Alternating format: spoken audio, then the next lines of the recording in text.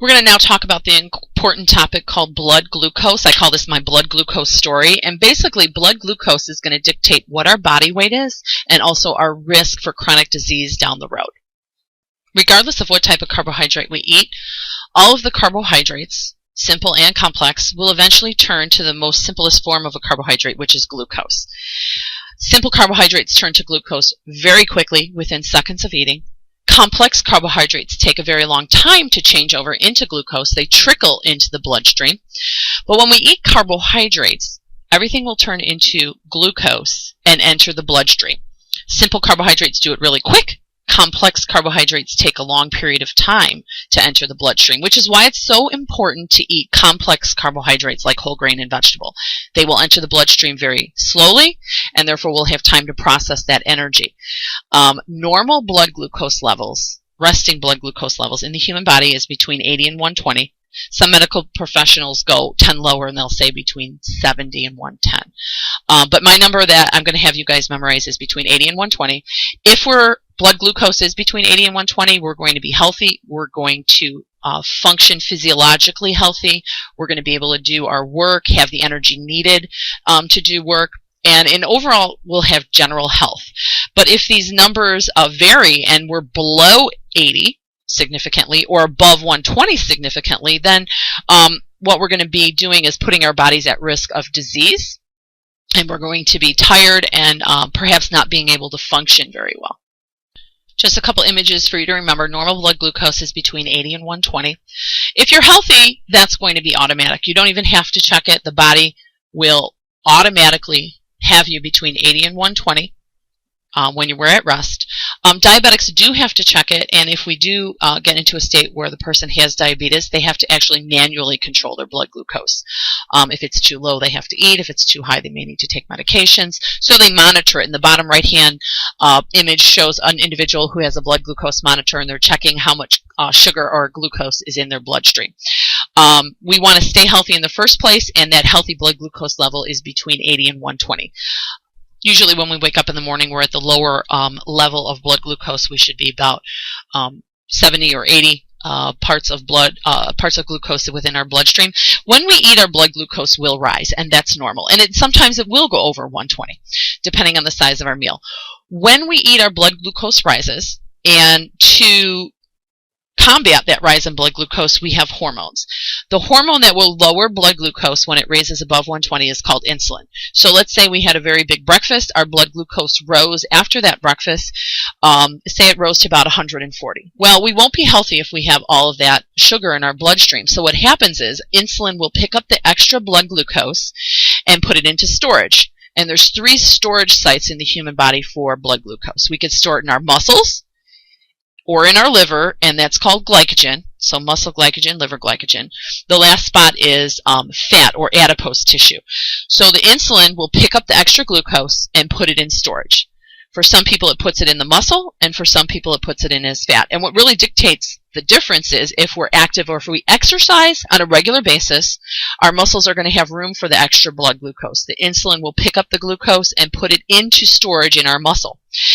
If we're sedentary, if we're not active, when we're not exercising, we're not moving around a lot, that insulin will pick up the extra blood glucose and put it into storage as body fat. And that's how body fat is accumulated. Opposite that, if our blood glucose dropped below 80, let's say we went for long periods of time without eating, or we were fasting, that blood glucose is really what our brain utilizes to stay alive. So we cannot have that go too low, otherwise our brain cells would start dying.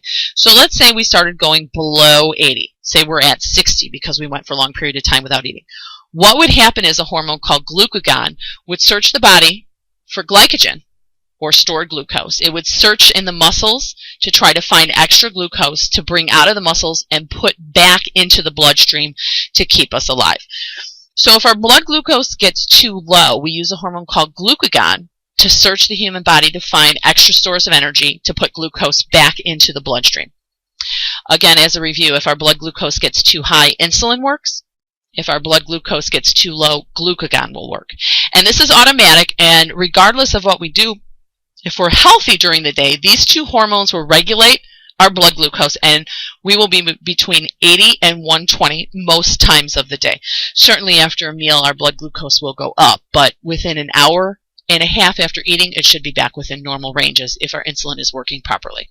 It's worth the time to click on or copy and paste this link into a new browser. It's a short video on blood glucose and how it's regulated, just a few minutes long.